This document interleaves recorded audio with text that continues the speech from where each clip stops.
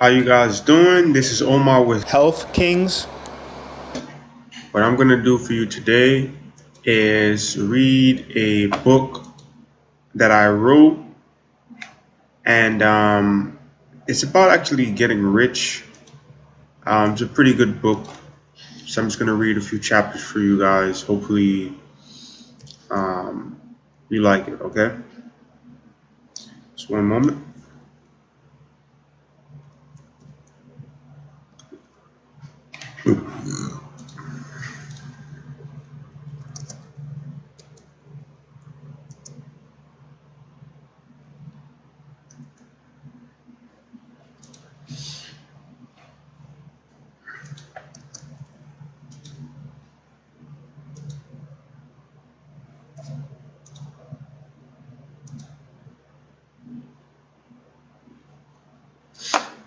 Hope you guys having a good day tonight. It's pretty early here where I am, so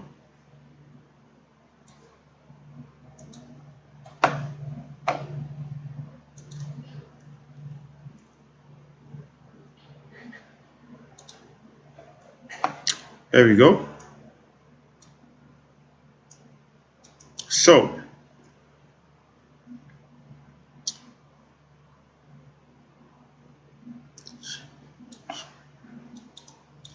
Zig Ziglar may be the master motivator, Mark Victor Hansen of Chicken Soup for the Soul, the master storyteller. Anthony Robbins may be the guru of personal development, but Bob Proctor is the master thinker. When it comes to systemizing life, no one else can touch him. He is simply the best. Bob Proctor collects thoughts like Imelda Marcos used to collect shores. He strings them together in exquisite arrays, one thought leading logically to the next until a whole method has been constructed. In this volume, You Were Born Rich has done it again, this time taking you step by step to the surprising discovery that success is not always reaching out for something that you don't have, but rather only reaching over and rearranging the pieces already there. I would read with fascination as Bob carefully built his case and then found himself instantly applying his conclusions to ongoing projects and relationships.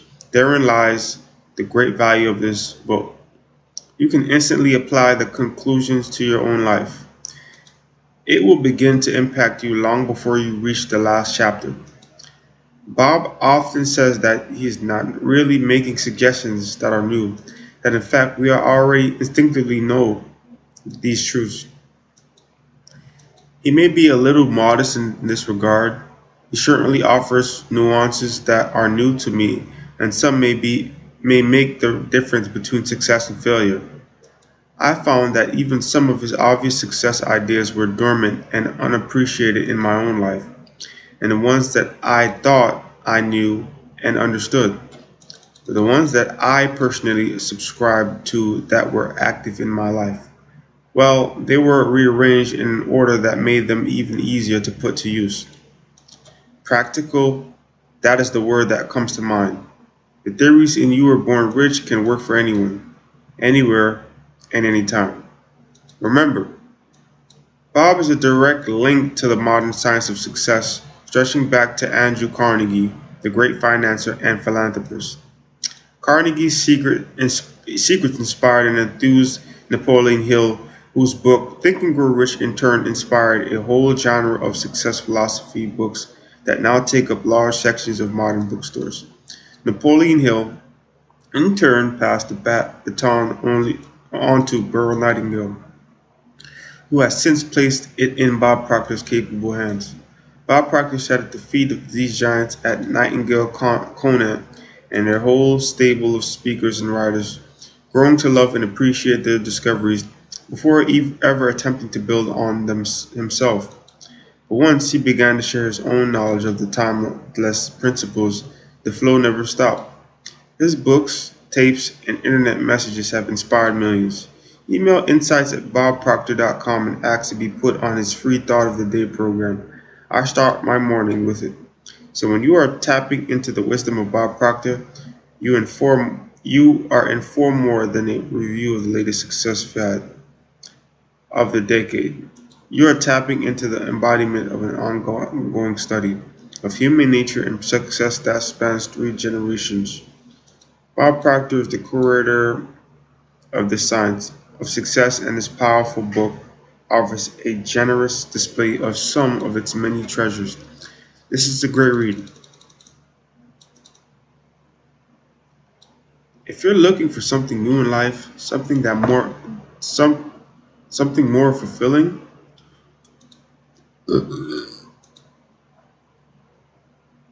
there's a big fly in here. Something more fulfilling, exciting, or a new path to travel on, you just found it. Sit back, relax, and don't lay this book down until you're finished. It is a magical quality about it. Permit me to briefly share my experience with Bob Proctor and the information he shares. In August of 2006, I walked into a seminar in Vancouver, Washington, and my life began to move in a totally different direction. For the prior 20 years, I had operated a very successful legal practice. Little did I realize that the information I was receiving in that seminar would cause me to close my practice, leave the law profession, and begin a totally new career. The information that would cause me to make such a radical shift is the information that you are holding in your hands. Bob Proctor was conducting the seminar that I attended, and from the front of the room, he was firing ideas at a rapid clip. Ideas that were taking us on a journey, and we were traveling in the opposite direction to the one I had been following my entire life. Through my formal education years and my entire professional career, I was on an orthodox path that 90 some percentage of our population follows their entire life, and among that group, I was at the top of the class, enjoying what most people regard as real success. However, as I followed him on his trail of ideas, I began to feel as if I'd been living in prison. My entire life, and I was finally beginning to experience freedom. These next few words echoed in my mind over and over again in the coming days. He said, "Most people are extras in their own movies." And I realized I wasn't the star of my movie at all. I was really an extra. Someone else was always the star, and I was forever trying to please them, trying to measure up to what I thought their standard was, never performing at a level that I believed they considered it as acceptable. I was 43 years old, and I had been doing what I thought other people thought I should be doing with my life while I sat in that seminar. I took many of the ideas there that you are about to explore and permitted them to activate my imagination. I began to dream of what my life would be like if I would just follow my own path, do my thing, and do it for the best of my ability every day. I was getting excited, and I can promise you, if you will permit yourself to get emotionally involved with the ideas that you are about to read, you will get excited. And I mean really excited, dreaming of what you are capable of doing. It was in that seminar that I became acutely aware we were born rich. You are, I am, and so is everyone else. However, by following someone else's path, we squander those riches. We never truly develop them and become the person God meant us to become. You are about to experience a feeling of tremendous power. It will flow into your brain. It will change how you feel. It will change how you act. It will totally and completely shift your perception of life. Has done a magnificent job laying out the chapters in this book from the beginning of to the end.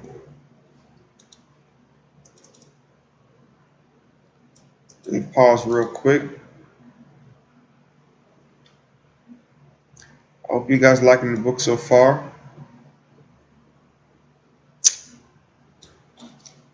Just give me one moment. Something came up.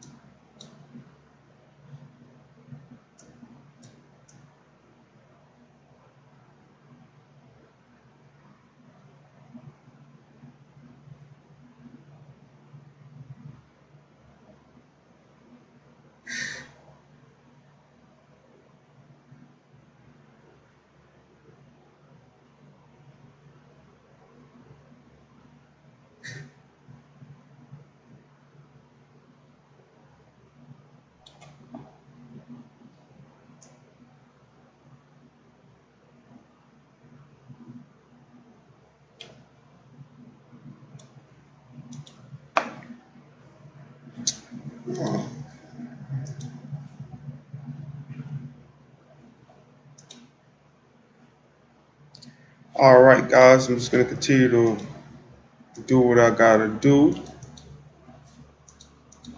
Hope you guys enjoying this.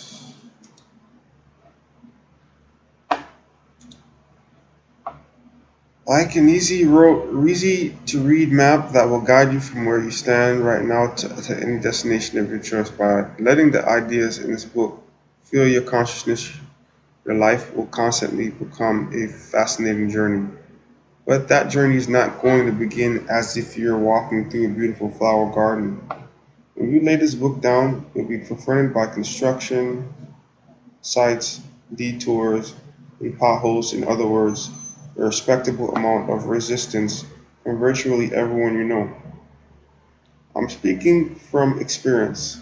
This is not something I've imagined.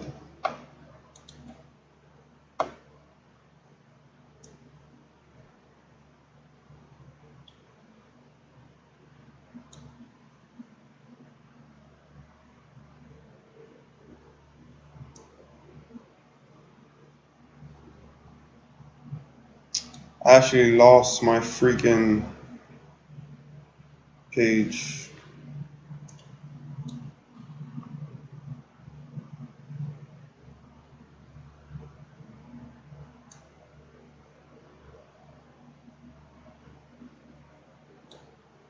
Just one moment. Oh, damn.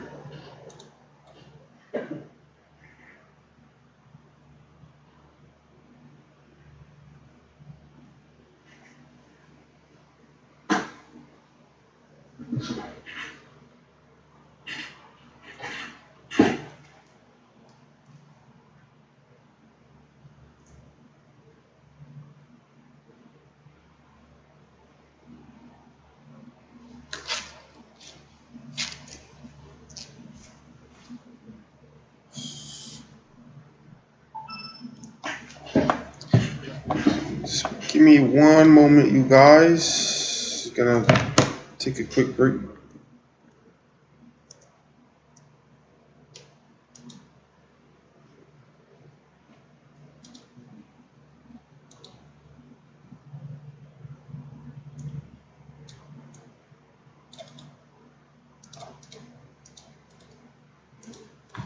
The big ass up, damn, the biggest fly I've seen. Jeez Louise.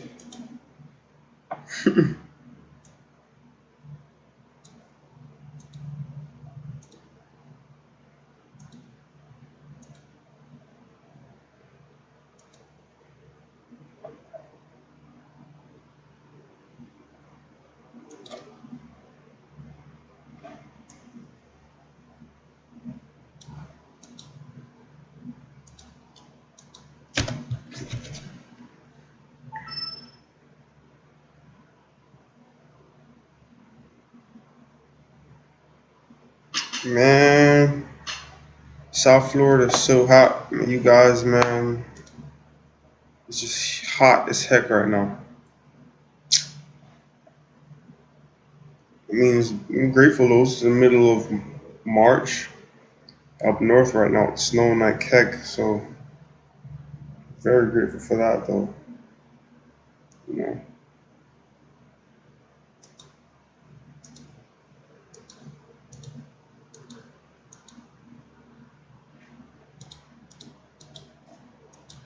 Um,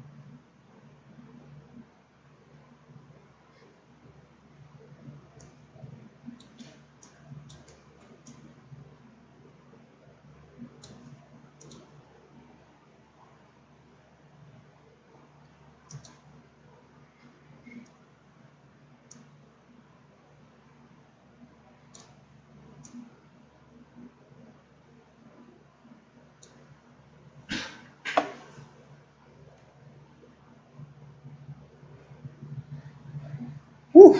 All right.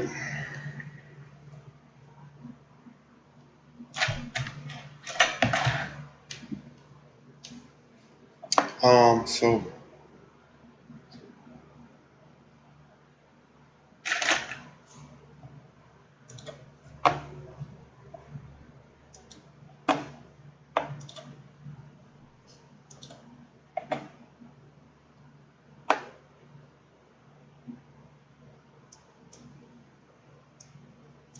my entire life, and I was finally beginning to experience freedom. The next few words echoed in my mind over and over again in the coming days. He said, most people are extras in their own movies. And I realized I wasn't the star of my own movie at all. I was really an extra. Someone else was always the star, and I was forever trying to please them, trying to measure up to what I thought their standard was, never performing at a level that I believed they considered acceptable. I was 43 years old, and I had been doing what I thought other people thought I should be doing with my life. While I sat in that seminar, I took many of the ideas that you were about to explore and permitted them to activate my imagination. I began to dream of what my life would be like if I would just follow my own path and do my thing, and do it to the best of my ability every day. I was getting excited, and I can promise you if you will permit yourself to get emotionally involved with the ideas that you're about to read, you'll get excited. And I mean really get really excited, dreaming of what you are capable of doing. It was in that seminar that I became acutely aware we are born wealthy. You are, I am, and so is everyone else. However, by following someone else's path, we squander those riches. We never truly develop them and become the person God meant us to be. Dang, I lost my place. Woo. Sorry, guys. Just a few minutes here.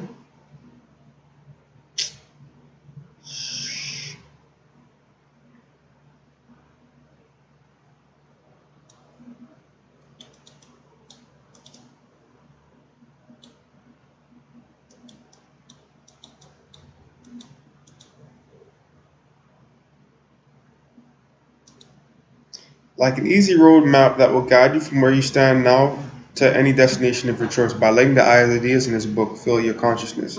Your life will constantly become a fascinating journey. That journey is not going to begin as if you're walking through a beautiful flower garden. When you lay this book down, you'll be confronted by construction sites, detours, and potholes, in other words, a respectable amount of resistance from virtually everyone you know. I'm speaking from experience. This is not something I've imagined. As you begin to live your dream, you must keep in mind you are moving in the opposite direction to that which you have been conditioned to follow. On the Korean Memorial Wall in Washington, D.C., in bold letters, these words are engraved: freedom is not free. If you're going to live your life the way you want to live, understand the price is high, and it does not come easy. However, the rewards are phenomenal. They are rewards that only a very small select group of people will ever collect. I enjoy those rewards today, and I enjoy mixing with people on a daily basis who also enjoy them. You see, the beautiful truth is that when we begin to experience freedom, we attract into our life other people who are also enjoying freedom. Yes,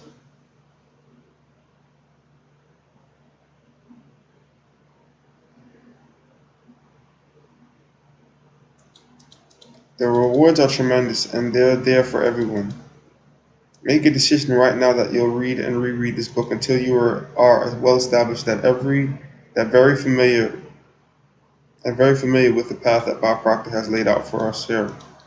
And as you become comfortable on your journey, remember the lessons that are taught in the lyrics of a great song written by Oscar Hammerstein too. A bell's not a bell till you ring it. A song's not a song until you sing it. Love in your heart wasn't put there to stay. Love isn't love till you give it away. As you begin to live with these beautiful ideals, you'll only truly enjoy them as you begin to share them.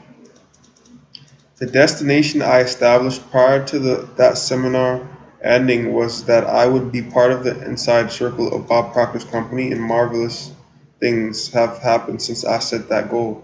Today, I'm the president and CEO of Bob Proctor's group of companies operating in 89 countries, scouting new trials every day.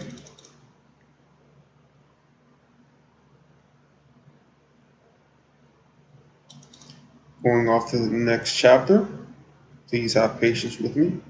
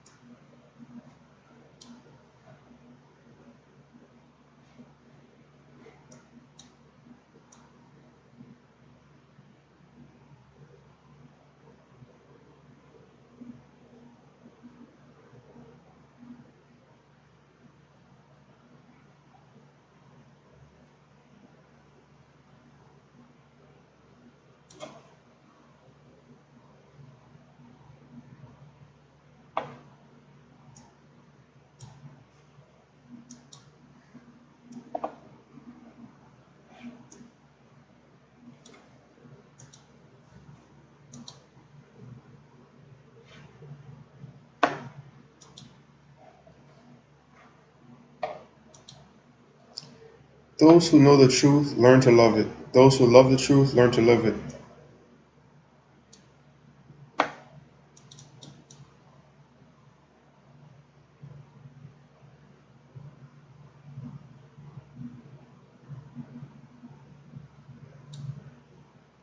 In 1923, at the Edgewater Beach Hotel in Chicago, eight of the world's wealthiest financiers met. These eight men controlled more money than the United States government at that time. They included the president of the largest independent steel company, the president of the largest gas company, the greatest wheat speculator, the president of the New York Stock Exchange, a member of the president's cabinet, the greatest bear on Wall Street, the head of the world's greatest monopoly, the president of the Bank of International Settlement.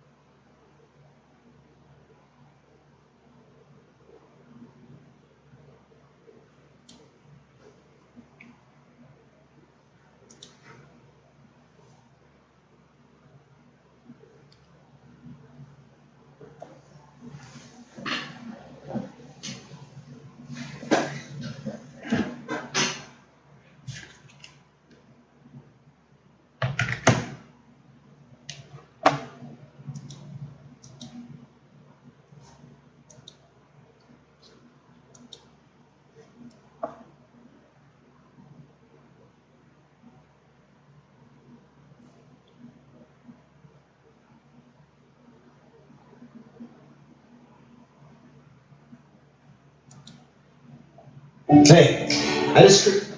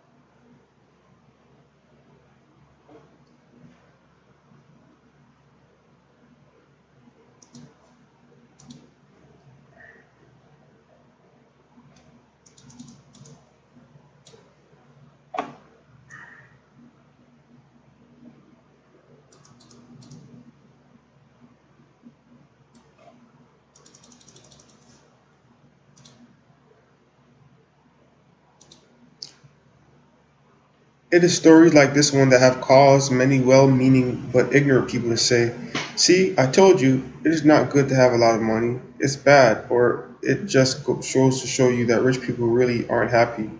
But of course, that is not just true.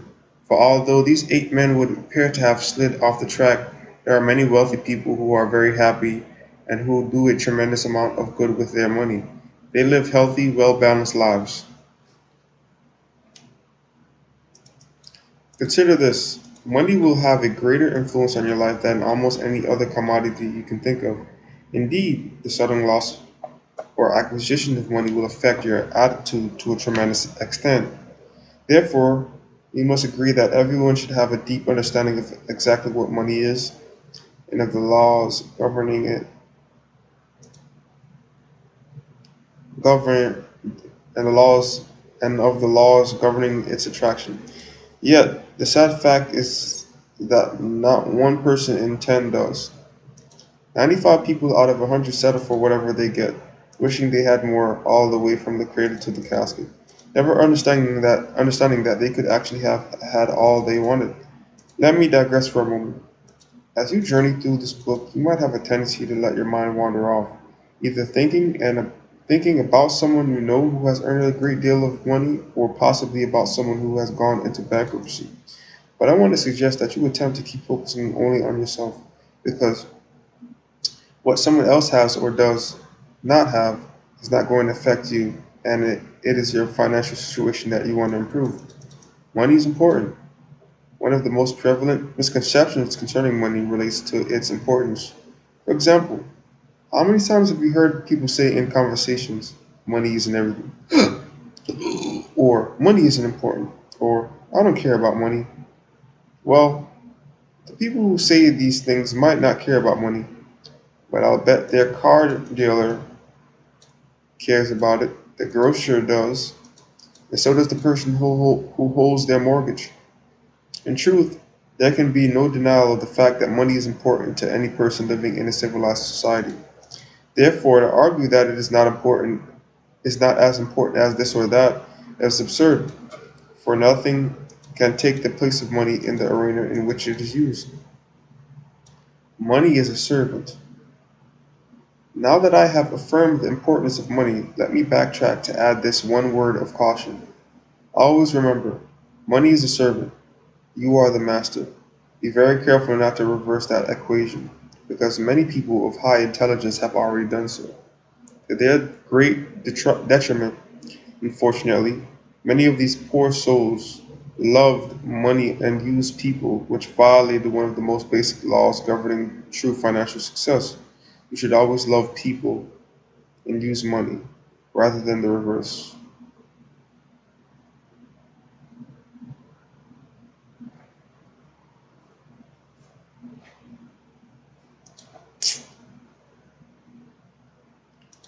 Another myth many people like to accept about money is that it only comes as a result of luck or good fortune. For instance, whenever people gather to talk about someone they know who has been financially successful, there is always someone among them who will say, Harry was just lucky, or Harry was just in the right place at the right time. But I want to assure you, in those certain terms, that although luck obviously plays some part in financial success,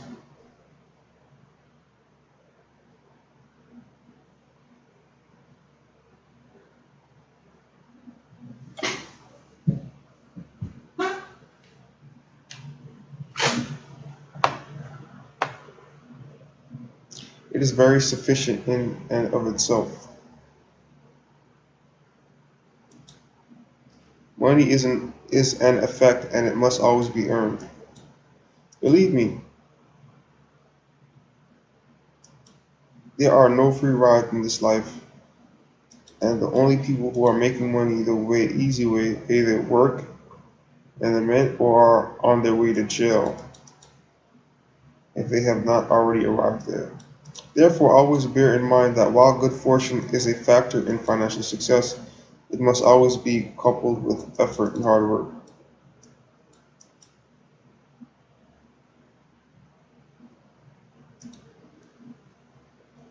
Just one moment.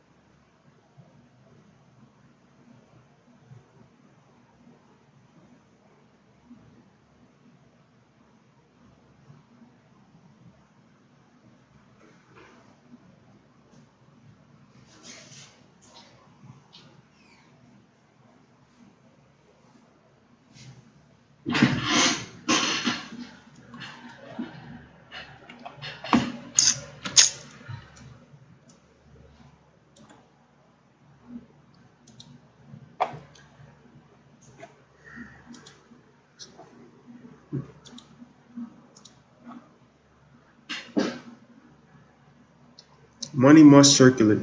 A third thing you should know about money is that it is valuable only as long as it is being used. Once it has been taken out of circulation, it becomes worthless as the old newspapers or empty beer cans that have been stashed away in the attic.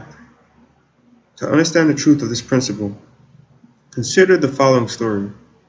On a bookshelf in my home, I have a silver beer stain that was given to me as a gift for a speech I made. Now, whenever I go into my house, I take all of the change from my pockets and put it into the cup. Then, when the cup is almost filled, I give it to one of my children, one of two young cousins. Each of them takes turns receiving the cup, and of course they eagerly anticipate their turn. The point I want you to notice, however, is that while the cup is being filled, the money isn't in it has absolutely no value whatsoever. It just sits there, serving no useful function and not even drawing any interest. However, as soon as the cup is filled and the money is turned over to one of the kids, it literally flies into action. For instance, just last week, TJ, one of my young cousins, received the money. He immediately took it from my hand, rushed off to a golf school, and purchased several golf lessons with his inheritance. Now, I can honestly say what the golf pro did with the money once he got it, but I do feel fairly safe in saying that he didn't just return it to the cup on his bookshelf. No, there really isn't any dispute about it. Money is not meant to be taken out of circulation. Rather, it is meant to be used, enjoyed, and circulated. This brings me to an even more dramatic illustration of the same principle, namely the story of old Mr. Chapman. Mr. Chapman was an elderly gentleman who lived a few doors down the street from our family when I was just a boy. Although there was a tremendous age difference between us, Mr. Chapman and I became fast friends, and I often used to watch him pushing his small junk cart up and down the block. You see, Mr. Chapman worked as a junk dealer and he made his living by picking up the things other people had thrown away. As the years went by, however, Mr. Chapman became more and more stooped from his arduous labors, and one day, shortly after World War II, he passed away. Since he lived alone and apparently had no close relatives living nearby, the police entered his house to take stock of his possessions. Not surprisingly, they found the house littered with many old furnishings and assorted memorabilia from Mr. Chapman's past. However, much to their amazement, the police also discovered over $100,000 in old bills packed in boxes throughout the house.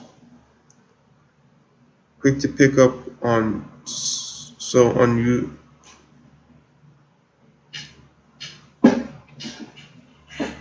Quick to pick up on so unusual an occurrence, the Toronto Daily Star carried a front page story the next day about Mr. Chapman, in which it asked the obvious question: why would an individual worth well over 100,000 choose to keep his money stashed away in old boxes strewn haphazardly throughout his house? Although I was still quite young at the time, I asked myself a similar question, namely, why would a person like Mr. Chapman choose to live like a veritable pauper when he had so much money at his disposal? He could have used his money for his own enjoyment. He could have invested it to earn a return for himself and to help create jobs for other people.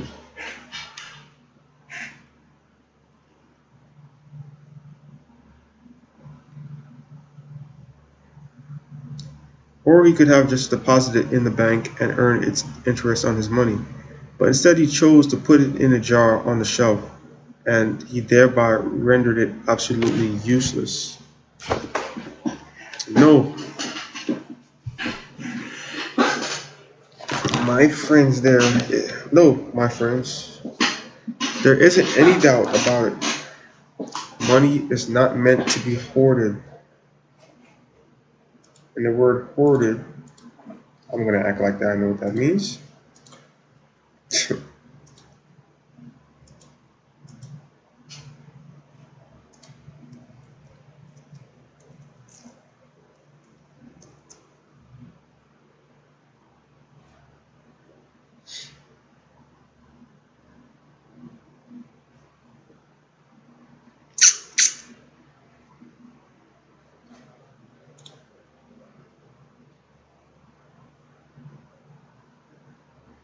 Rather, it is meant to be used, enjoyed, and circulated.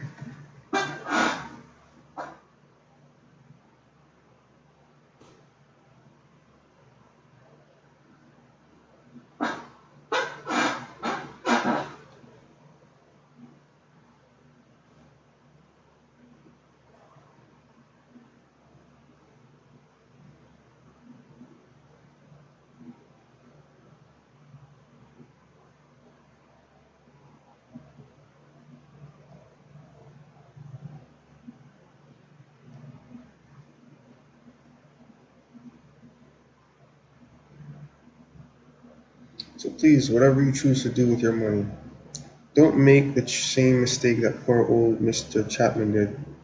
Please note that when I suggest that money should be kept in circulation, I do not mean it should be squandered, wasted.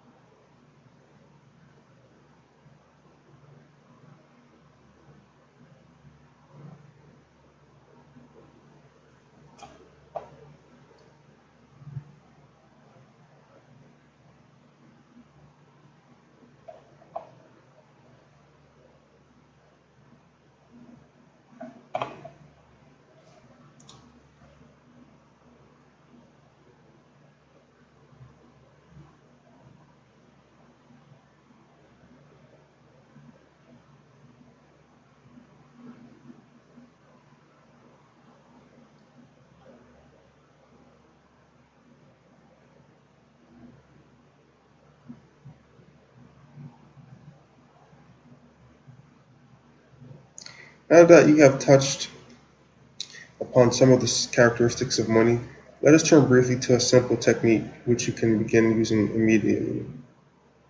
To start attracting the amount of money you desire, the first thing that I want you to do is to picture yourself in your mind's eye, sitting in a room with several of your friends.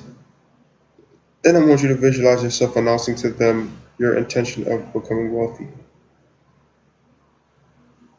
At least wealthy enough to live the way you choose to live. Now imagine how that would make you feel. If you are like most people, you would probably feel very uncomfortable. Perhaps you would feel so uncomfortable that you might even retract what you had said by informing your friends where you were only joking. You should understand, however, that people who are wealthy never feel uncomfortable when the subject of money is brought up. Why don't they, you ask? They most obviously answer the most obvious answer would be because they already have lots of it. But that is not the correct answer. You should realize that people don't feel comfortable about money because they have it. They have it because they feel comfortable about it.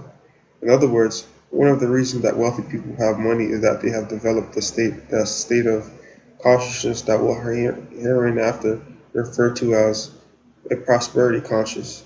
Therefore, it follows if we wish to attract money to ourselves, we must begin to foster a prosperity consciousness as well. The question you should now be asking yourself is this: how do I go about developing this prosperity consciousness for myself? Let me explain. The best way to develop a prosperity consciousness is to start you seeing yourself in your mind's eye already in possession of the amount of money that you desire. The reason this is so is that since the subconscious mind cannot distinguish between the actual possession of the money and mere visualization, you will soon become very comfortable with the idea of money. As a result, you will start attracting it to yourself. This may sound like a game you're playing, but let me assure you, it's one of the wisest things you can possibly do. But when you succeed in convincing your subconscious mind that you are wealthy and that it feels good to be wealthy, your subconscious mind will automatically seek ways of making your imaginary feelings of wealth manifest themselves in material form. If these last few lines seem like sheer fantasy to you, just ignore them for the time being and continue reading. We will be dealing with prosperity and consciousness at different points in the book, and I guarantee you that before you finish this book, those lines will not start to make a lot. Those lines will start to make a lot more sense to you. Fear not.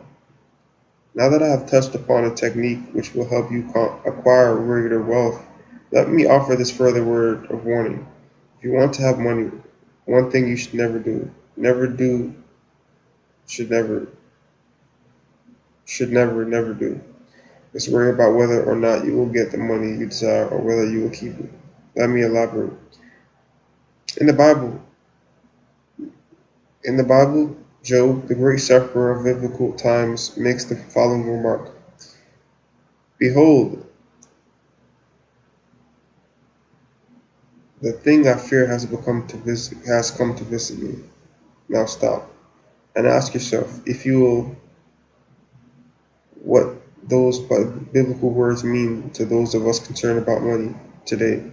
Well, one thing they certainly mean is that if we insist upon constantly worrying about not having enough money, or if we habitually worry about losing the money we do have, then we are absolutely guaranteed not to worry in vain. But just as surely as Job was afflicted by his many maladies, so too shall we be afflicted by the lack of losses of money. To take a more contemporary example, let us again consider the tragic case of poor old Mr. Chapman. As you will recall, he was the elderly gentleman who never spent any of his hard-earned savings. But the question is, why didn't he? Most likely it was because he was afraid that if he spent his money, he would become poor and hence would be forced to live like a pauper. The irony was, however, that because of his fear, he lived like a pauper anyway. Or to be more biblical about it, the thing that he feared most came to visit upon him. In a later chapter, we will be given a fuller explanation of the paradox of why we attract into our lives the very things we least desire. But for now, suffice it to say, worrying about money is always extremely counterproductive. This principle holds true even if you rationalize your worry with the old platitude that you are just saving a little for a rainy day.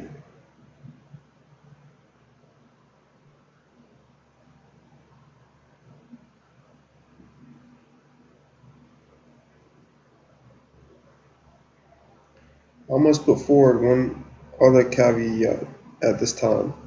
If you really want to significantly increase the amount of money you are presently earning, the first thing you must do is learn to pay substantially less attention to what others around you are saying and substantially more attention to what the quiet voice that speaks within you is saying. Put more practically, but more put more practically, you must strive to become much less susceptible to influences outside of yourself and much more inclined to trust the instincts and feelings that lie within you. Let me elaborate.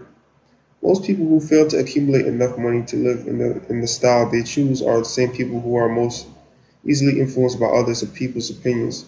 For instance, they are often the people who let the writers of economic doom and gloom, whether in the newspapers or on a news broadcast, do their thinking for them.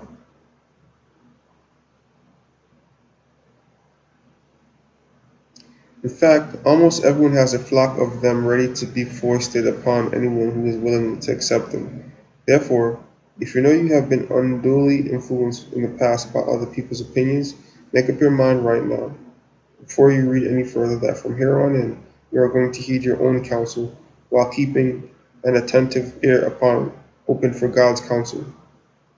Remember, if you do, there is absolutely no reason why you cannot become financially successful within a very reasonable period of time. Understanding versus memorization.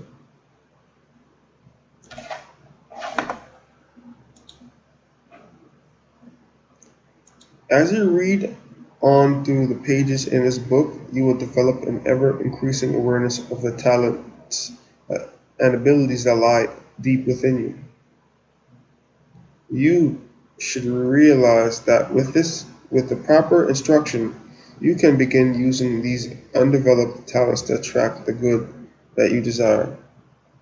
But let me caution you once again, no amount of reading or memorizing will bring you the success you seek.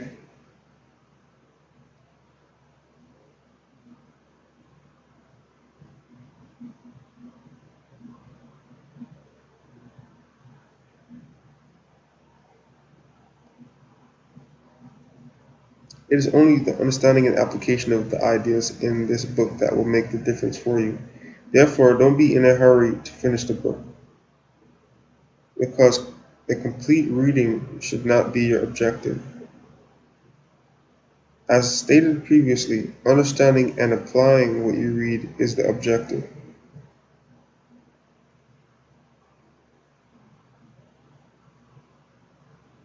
So if you are able to properly digest only one page a day, that might be all that is necessary for you to arrive at your goal. If you are wondering why this book is meant to be sipped and tasted rather than devoured at one reading, bear in mind it is based upon over 20 years of careful analysis of the methods of both the very successful and the very unsuccessful. One more word of advice. Since very few, if any, people become great at anything by themselves, I would suggest you attempt to find at least one other person with whom you can share and discuss the ideas presented in this book. I believe you will agree it is an observable truth that human beings will never enjoy anything they are not yet consciously aware of. For example, we did not enjoy the luxury of traveling in airplanes at tremendous rates of speed until the Wright brothers became consciously aware of how to fly. Thomas Edison developed the conscious awareness of the moving pictures and introduced us to a brand new form of entertainment. Dr. Jonas Salk became consciously aware of how to develop a serum that would combat the dreadful disease of infantile paralysis, more commonly referred to as polio, and as a result, Salk's new awareness, you very rarely hear of anyone contracting that disease today. Alexander Graham Bell became consciously aware of how to transmit the human voice over metallic wires, and as a result, we all now enjoy the use of the telephone. Needless to say, I could go on and on exciting examples after examples. However, the point I want to bring to the forefront of your mind is that these inventions, or the knowledge bringing about these inventions, have always been here. In fact, all the knowledge that there ever was or ever will be is evenly present in all places at all times. But it took an individual to bring those thought patterns together and form ideas which develop into what we call consciousness before we could begin to benefit from them. We are floating in an ocean of thought energy, where all the knowledge there ever was or ever will be is present. We are all surrounded by abundance. Indeed, everywhere we look in nature, our eyes come in contact with abundance, for nature knows no such thing as failure. Therefore, there never has been and there will never be a lack of anything except conscious awareness. You know what I'm saying?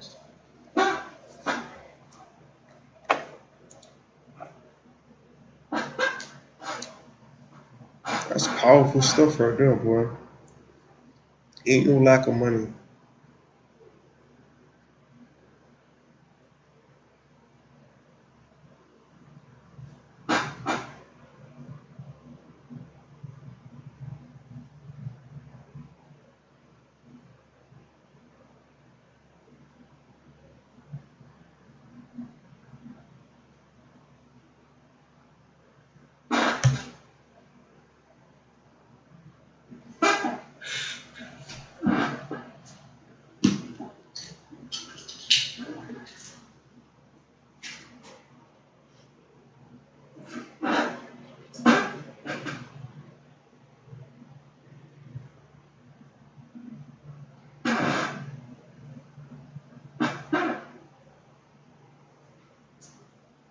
Oh, boy. No such thing as a freaking